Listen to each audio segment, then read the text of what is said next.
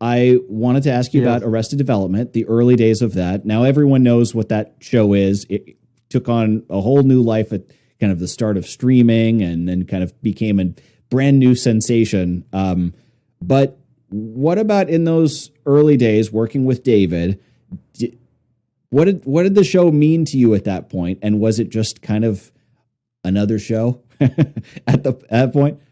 Well, it definitely wasn't another show. Like Arrested Development was like from the get-go was like one of the most was very unusual. It was like so fast, and David was writing like 50 cues per episode. I mean, it was like absolutely nuts, and it's like Mitch Hurwitz, who's the creator,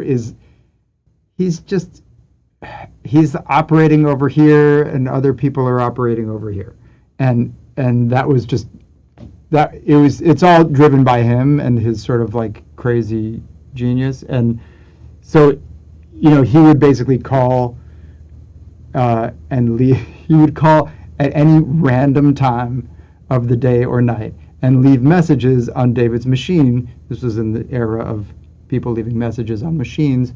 And we would play back the message, and he would be like, I need like a Mexican version of like whatever it is.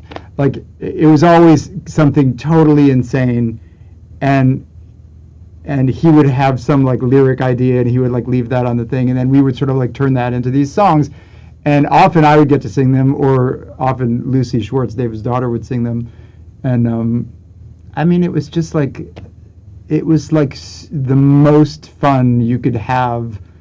It was it was like a gift every time. He would just sort of drop this gift of like, write me the craziest thing you can imagine in this crazy genre about this crazy thing, and it was just like nuts. It was nuts and really fun, and you kind of.